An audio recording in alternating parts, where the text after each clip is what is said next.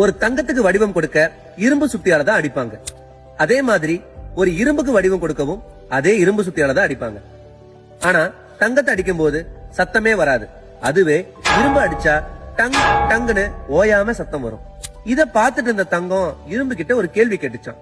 நண்பா, உன்னையும் இரும்பு சுத்தியால தான் அடிக்குது, என்னையும் அதுதான் அடிக்குது. ஆனா நான் அமைதியா இருக்கேன், நீ மட்டும் ஏன் இப்படி ஊற கூட்டுற அளவுக்கு கத்துற அப்படின்னு. அதுக்கு இரும்பு சொன்ன பதில் தான் லைஃபோட ரியாலிட்டி. அது என்ன சொல்லுச்சான், மச்சான் உன்னை அடிக்கிறது இரும்பு, அது உனக்கு சம்பந்தம் இல்லாத ஒரு ஆளு. ஆனா என்ன அடிக்கிறது என்னோட சொந்த இனம். வேற யாரும் அடிச்சா வலிக்காது, ஆனா நம்ம இனமே நம்மள அடிக்கும் போதுதான் வலி தாங்க முடியாது. வாழ்க்கையும் அப்படிதாங்க.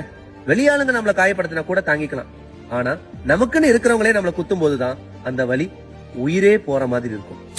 இந்த மாதிரி வலி உங்களோட லைஃப்ல நீங்க அனுபவிச்சிருக்கீங்களா? கண்டிப்பா கமெண்ட்ல சொல்லுங்க.